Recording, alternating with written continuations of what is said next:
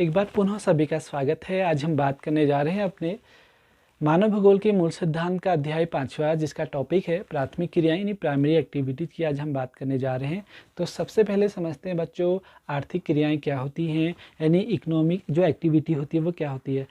सबसे पहले देखो, इसको समझना ज़रूरी है क्योंकि हमारा जो पूरा का पूरा जो पार्ट है वो आपके आर्थिक क्रियाओं पर ही पूरा बेस है यहाँ पर को। तो समझते हैं कि हमारी आर्थिक क्रियाएं क्या होती है। देखो, आर्थिक क्रियाओं की अगर बात करें तो मानव के उन कार्यकलापों को जिनसे क्या होती है, आय की प्राप्ति होती है। मानव के उन कार्यकलापों को जिनसे आय की प्राप्ति होती है, यानी इकोनॉमी की हमें क्या प्राप्ति होती है, इनकम की हमें प्राप्ति होती है। हम उन्हें क्या कहते हैं, आर्थिक क्रियाएं कहते हैं। उदाहरण के द्वारा समझते हैं। देखो, एक उदाहरण के द्वारा आपको बताते हैं कि आपने कृषि कार्य किया, उस कृषि कार्य करने से आपकी जो फसल की पैदावार हुई, आपने कुछ हिस्सा तो अपने भरण पोषण के लिए रख लिया और कुछ हिस्सा आपने उसे बाज़ार में जाकर उसको बेच दिया। तो बाज़ार में जाके बेचने से क्या होगा, आपको क्या होगी, इनकम की प्राप्ति होगी, आपको रुपए मिलेंगे। तो वो रुपए क्या हो रहे हैं, वो रुपए आपकी इनकम हो रही है, यानी आपको क्या हो रही है, आर्थिक क्रियाएं यहाँ पर को आर्थिक क्रियाएं क्या है, वो संपन्न हो रही है। यानी हमने आपसे कहा कि मानव के उन कार्यकलापों को जिनसे आय की प्राप्ति होती है उन्हें हम क्या कहते हैं, आर्थिक क्रियाएं कहते हैं। मानव की आर्थिक क्रियाओं को मुख्यतः यहाँ पर 4 भागों में विभाजित किया गया है। सबसे पहली क्रिया की बात होती है प्राथमिक क्रिया, द्वितीय क्रियाएं, तृतीय क्रियाएं और आपकी चतुर्थ क्रियाएं। आज का आपका 5वां जो अध्याय है वो प्राथमिक क्रियाओं पर ही पूरा बेस है। तो सबसे पहले बात करेंगे आपकी प्राथमिक क्रियाएं, प्राइमरी एक्टिविटी की बात होती है। देखिए बच्चों, वे सभी क्रियाएं जिसमें मनुष्य प्रत्यक्ष रूप से प्राकृतिक पर्यावरण पर निर्भर रहता है, हमारी प्राथमिक क्रियाएं कहलाती हैं। समझना, आगे बता रहा हूँ। मैंने कहा कि वे सभी क्रियाएं जिसमें मनुष्य प्रत्यक्ष रूप से प्राकृतिक पर्यावरण पर निर्भर रहता है। क्या क्या चीज़ें आती हैं प्राथमिक क्रिया में, सबसे पहले उनको समझते हैं, फिर आपको मैं पूरा का पूरा डिटेल बताऊँगा क्या है इसका कॉन्सेप्ट। सबसे पहले बात करेंगे प्राथमिक क्रियाओं में आपकी आती कृषि। दूसरी की बात करेंगे आखेट, शिकार करना। अगर हम तीसरी की बात करें मत्स्य पालन, लकड़ी काटना। आगे बात करेंगे आपका खनन आदि क्या है, मुख्यतः आपके प्राथमिक क्रियाएं के अंतर्गत आता है। समझना, बहुत एक बार कॉन्सेप्ट समझ गए तो पूरा का पूरा आपका जो पार्ट है वो आपकी उंगलियों में होगा। हमने कहा कि इसमें मनुष्य प्रत्यक्ष रूप से प्राकृतिक पर्यावरण पर निर्भर रहता है। सबसे पहले हमने कृषि कहा। देखो, कृषि के लिए हम कहते हैं, बहुत ही कॉमन सा एक लाइन हम कहते हैं कि इस बार प्रकृति की ऐसी मार पड़ी कि हमारी जो कृषि है वो चौपट हो गई। इस बार प्रकृति ने इतना अच्छा करा कि हमारी कृषि एक उन्नत हो गई। यानी क्या है, जो कृषि है वो क्या है, प्राकृतिक घटना है। आइए समझते हैं आगे। हमने कहा लकड़ी काटना का मतलब हम किसको, पेड़ को काट रहे हैं। पेड़ का मतलब क्या है, पर्यावरण को हमने कहा ना, हमने चारों ओर के आवरण को पर्यावरण कहते हैं। अब क्या हो रहा है कि हम उस पर्यावरण में से क्या काट रहे हैं, पेड़ काट रहे हैं। यानी क्या हम सीधा क्या है, प्रत्यक्ष रूप से प्राकृतिक पर्यावरण पर जो है निर्भर है, हुआ ना। आगे देखते हैं, हमने खनन की बात करी। हमने खनन में आपसे कहा कि देखो, हम भूमि खोदने जा रहे हैं, यानी हम प्रकृति को प्रत्यक्ष रूप से क्या कर रहे हैं, प्रभावित कर रहे हैं। तो क्या है सभी क्रियाएं, वो सब प्राथमिक क्रियाएं हैं और मुख्यतः आपके प्रत्यक्ष रूप से क्या है, प्राकृतिक रूप से जुड़ी हुई हैं। तो आप समझे इस बात को। हमने आपसे कहा प्राथमिक क्रियाओं की जो परिभाषा कही कि वे सभी क्रियाएं जिसमें मनुष्य प्रत्यक्ष रूप से प्राकृतिक पर्यावरण पर निर्भर रहता है। आइए समझते हैं इन्हीं का डिटेल अध्ययन यहाँ पर को देखते हैं कि सबसे पहले बात करेंगे आखेट एवं भोजन संग्रह की। आखेट एवं भोजन संग्रह यानी हंटिंग एंड गैदरिंग की अगर बात करते हैं, देखो प्रिय विद्यार्थियों, सबसे पहले क्या होता था, जो हमारा मनुष्य था वह आदि मानव था। आदि मानव की बात करें तो आदि मानव आपने सुना होगा मुख्यतः कहाँ रहते थे, जंगलों में रहते थे। तो जंगलों में रहते थे, पूर्णतः अपने समीप के वातावरण पर क्या होते थे, निर्भर रहते थे। मुख्यतः अपने समीप के वातावरण पर निर्भर रहते हुए 2 क्रियाकलापों को करते थे।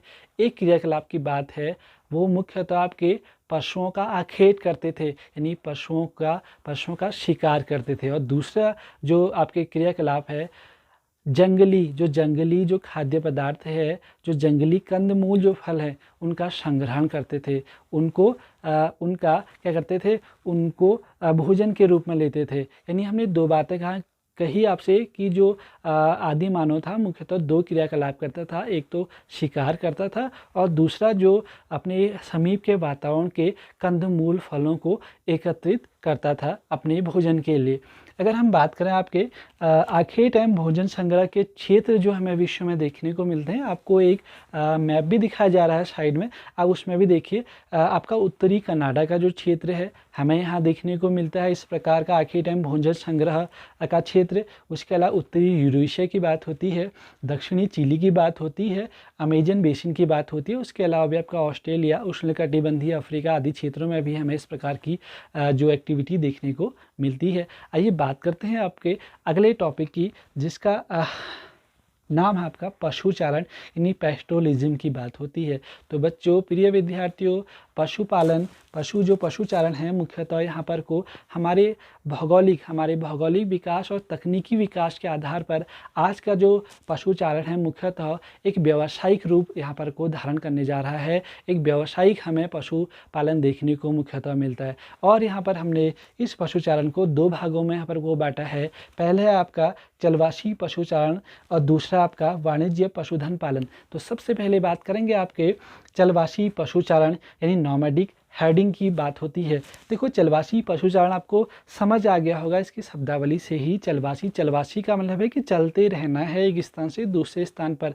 तो मुख्यतः इस प्रकार की जो हमें खेती देखने को मिलती थी, प्राचीन काल में देखने को मिलती थी।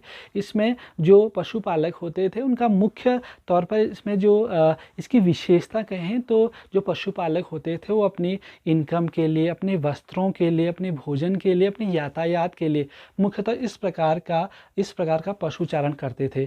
और वह भोजन के लिए, भोजन एवं जल की उपलब्धता के लिए एक स्थान से दूसरे स्थान पर स्थानांतरित होते रहते थे, यानी एक स्थान से दूसरे स्थान पर जाते रहते थे। अगर हम बात करें मुख्यतः हिमालय वाले क्षेत्रों में भी हमें इस प्रकार के कुछ पशुपालक देखे गए हैं। जैसे हम मुख्यतः यहाँ पर को बात करेंगे आपके गद्दी, आपके बकरखाल आदि प्रकार के पशुपालक हमें देखे गए हैं। इसमें मुख्यतः आपके गाय, बैल, भेड़, बकरी इस प्रकार के पशुपालक मुख्यतः, और आपके याक, रेंडियर, आपके लामा पशु हमें देखने को मिलते हैं। हम बात करें आपके चलवासी पशुचारण यानी नॉमैडिक हर्डिंग के क्षेत्रों की, तो मुख्यतः हमें उत्तरी अफ्रीका का अटलांटिक तट इसमें देखने को मिलता है। उसके अलावा अरब प्रायद्वीप, मंगोलिया, आपके उत्तरी चीन और उसके अलावा पश्चिमी अफ्रीका और मेडागास्कर के क्षेत्रों में हमें इस प्रकार के चलवासी पशुचारण के क्षेत्र देखने को मिलते हैं।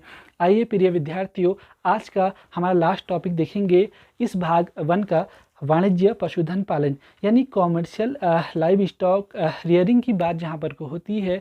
मुख्यतः इसकी यह विशेषता यह है कि यह चलवासी पशुचारण से थोड़ा सा भिन्न है। क्यों भिन्न है? क्योंकि इसमें जो मुख्यतः आपके पशुपालक जो पाले जाते हैं वो व्यवसाय के आधार पर पाले जाते हैं, व्यावसायिक आधार पर पशुओं का यहाँ पर पालन किया जाता है।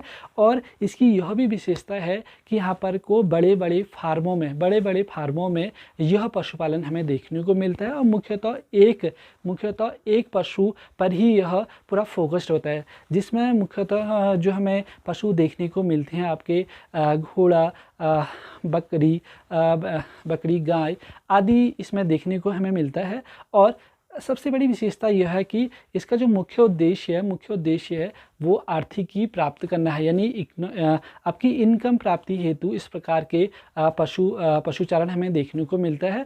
और इसका जो क्षेत्र होता है वो विस्तृत बड़े बड़े फार्मों में इस प्रकार का पशुचारण होता है। अगर हम इसके बात करें जो क्षेत्रों की, तो न्यूजीलैंड, ऑस्ट्रेलिया, आपके अर्जेंटीना, संयुक्त राज्य अमेरिका में हमें वाणिज्य पशुधन पालन देखने को मिलता है। तो धन्यवाद बच्चों। इसका अगला पाठ हम बहुत जल्दी आपका जो है कृषि प्राथमिक क्रियाओं में ही हम पढ़ेंगे कृषि को, और उसके अलावा जो हमारा लास्ट टॉपिक रहेगा वो खनन पर बात होगी। धन्यवाद।